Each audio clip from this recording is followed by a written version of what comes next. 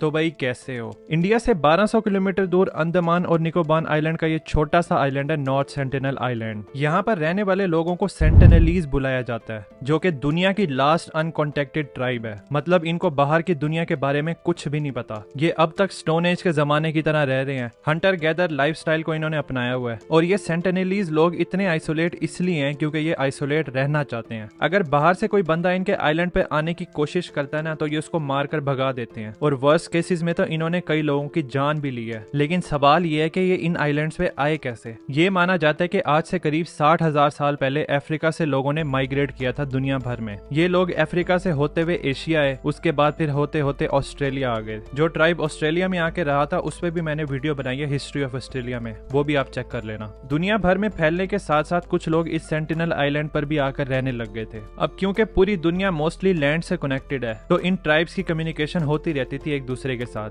और human invention का सबने फायदा उठाया, खाने पीने से लेकर फ्लाई करने तक। लेकिन जो लोग इन रिमोट आइलैंड्स पे आ गए थे ना, उनका बिल्कुल ही कांटेक्ट खत्म हो गया था पूरी दुनिया के साथ। एस्टिमेट लगाया गया कि ये लोग 30,000 साल पहले इस आइलैंड पर आए थे और तभी से ये आइसोलेट हैं। अंदाजा लगा सकते हो कि इनको एग्रीकल्चर तक का नहीं पता, क्योंकि एग्रीकल्चर 12,000 साल पहले इंसानों ने सीखा था। इन सेंटिनली लोगों की हिस्ट्री और कल्चर का हमें कुछ भी नहीं पता। उनकी अपनी ही यूनिक लैंग्वेज है। आसपास के आइलैंड पर रहने वाले ट्राइब्स की सिमिलर लैंग्वेजेस हैं, लेकिन इन सेंटिनलीज लोगों की बिल्कुल अलग लैंग्वेज है जो सिर्फ इन्हें ही समझ आती है। इन लोगों का स्किन कलर शाइनी डार्क है और हाइट में ये 5.5 फीट से ज्यादा नहीं है। खाने के लिए ये हंटिंग करते हैं जानवरों की, फिशिंग करते हैं और फल वगैरह खाते हैं। इनकी पॉपुलेशन को एस्टिमेट किया गया है कि ये तकरीबन 100 से 500 के दरमियान है, लेकिन एग्जैक्ट नंबर हमें नहीं पता क्योंकि आने थोड़ी देते हैं ये अपने आइलैंड पर किसी को। बात यह है कि इंसान नेचर से क्यूरियस है। उसको शौक होता है कि पानी के उस पार जरूर कुछ होगा, क्योंकि दुनिया सिर्फ ये छोटी सी तो नहीं होगी। लेकिन इन सेंटिनलीज लोगों ने दसियों हजारों सालों से कोई एक्सप्लोरेशन का शौक नहीं दिखाया। बस ये लोग अपनी ही मस्ती में मगन है। अब ये भी नहीं है कि इंसानों ने इनसे कांटेक्ट करने की कोशिश नहीं की, बल्कि इनके साथ कई बार कांटेक्ट किया गया है, लेकिन हमेशा वायलेंस ही देखने को मिला है उनकी तरफ से। इन सेंटिनलीज लोगों के साथ पहला कांटेक्ट आउटसाइड वर्ल्ड से माना जाता है ब्रिटिशर्स ने किया था, जब ब्रिटिश एम्पायर अपनी पूरी पीक पर था और वो पूरी दुनिया में घूम रहे थे नए नए एरियाज को डिस्कवर करके उनको कॉलोनाइज करने के लिए। इसके लिए ना ब्रिटिशर्स की बड़ी एक चालाक अप्रोच थी। जब भी ब्रिटिशर्स को कोई नया आइलैंड मिलता था ना, तो वो उस एरिया में रहने वाले ट्राइब के 2-3 बंदों को किडनैप कर लेते थे।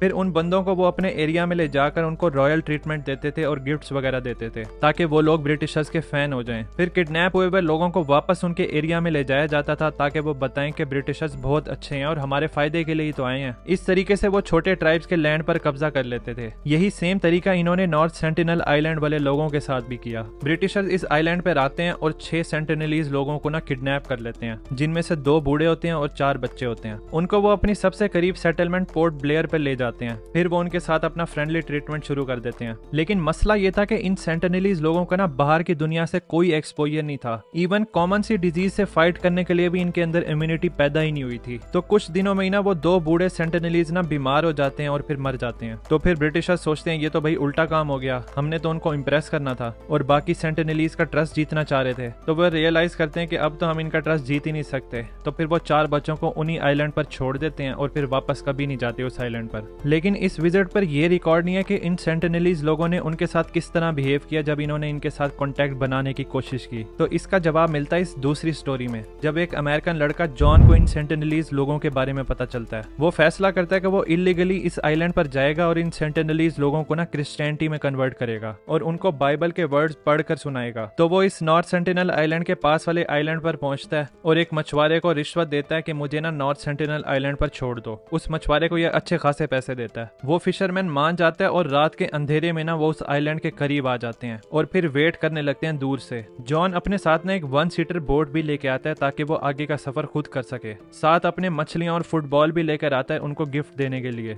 जब जॉन इस आइलैंड पर आता है ना, तो बीच पर ही 2 सेंटिनलीज लोग ना बो और एरो लेकर आ जाते हैं और शोर मचाना शुरू कर देते हैं। जॉन डर जाता है और फिर वापस अपनी बोट से ना दूर चला जाता है। एक बार फिर से वो ट्राई करता है किसी दूसरे किनारे पर जाकर। दोबारा वो उतरता है और एक सेफ डिस्टेंस बनाकर खड़ा होता है। 6 सेंटिनलीज लोग ना उसको देखकर हंस रहे होते हैं। जॉन गिफ्ट को नीचे फेंकता है और जोर जोर से ना बाइबल को पढ़ना शुरू कर देता है। एक छोटा सेंटिनली बच्चा जॉन की तरफ एरो को एम करके ना चला देता है। लकीली जॉन तो बच जाता है, लेकिन वो तीर बाइबल में जाके लगता है। जॉन फिर से वहां से भाग जाता है और अपनी बोर्ड पर चला जाता है और जितनी बातें मैंने अभी आपको बताई हैं वो सारी डायरी में नोट करता है और एक बार फिर से इन सेंटिनलीज लोगों के पास चला जाता है। लेकिन फिर इसके साथ क्या हुआ ये बताने के लिए जॉन जिंदा ही नहीं बचता। वो मछुआरा दूर से देखता है कि सेंटिनेलीज लोग ना कोई लाश को दफना रहे हैं। गौर से देखता है तो लाश के कपड़े वही थे जो जॉन ने पहने हुए थे। तो वो मछुआरा फिर वहां से वापस चला जाता है। अब क्योंकि ये सेंटिनल आइलैंड इंडियन टेरिटरी का हिस्सा है तो इंडिया की तरफ से भी काफी सारी एक्सपेडिशन की गई हैं इस आइलैंड पर। 1970 में वो इस आइलैंड पर गए थे स्टोन लगाने जिस पर लिखा हुआ था कि ये आइलैंड इंडियन टेरिटरी का हिस्सा है। इसके बाद 1974 में इन्होंने सेंटिनेलीज लोगों को पहली बार कैमरे की मदद से रिकॉर्ड किया और इन पर डॉक्यूमेंट्री बनाने के लिए जाते हैं। अपने साथ ये आर्म मिलिट्री को भी लेकर जाते हैं ताकि उनके बिहेवियर को कंट्रोल किया जा सके अगर वो ज्यादा वायलेंट हो जाते हैं तो। ये लोग इन सेंटिनेलीज लोगों के लिए गिफ्ट के तौर पर कोकोनट्स लेके गए थे और एक जिंदा सुअर। ये सब वो बीच पर रखकर ना दूर हट जाते हैं और उनके बिहेवियर को ऑब्जर्व करते हैं कि वो किस तरह रिएक्ट करते हैं। लेकिन फिर वही हुआ जो होता है, वो सेंटिनेलीज लोग बीच पर आते हैं और फिर बोज और एरो से उन पर हमला कर देते हैं। एक तीर तो फिल्म डायरेक्टर की टांग पर भी लग जाता है और जो जिंदा सुअर उनके लिए लाए थे वो उसको मार करना मिट्टी में दफना देते हैं। इसके बाद भी 10 साल तक कोशिश की जाती है इंडिया की तरफ से, लेकिन हर बार वही होता था, ये सेंटिनेलीज लोग इन पर हमला कर देते थे और सुअर को मार करना दफना देते थे। 1981 में एक शिप ना तूफान की वजह से इस आइलैंड पर आकर फंस जाती है तो इन सेंटिनेलीज लोगों ने इन पर भी हमला कर दिया। ये तो इनकी खुशकिस्मती थी कि ये शिप के अंदर रहकर बच गए।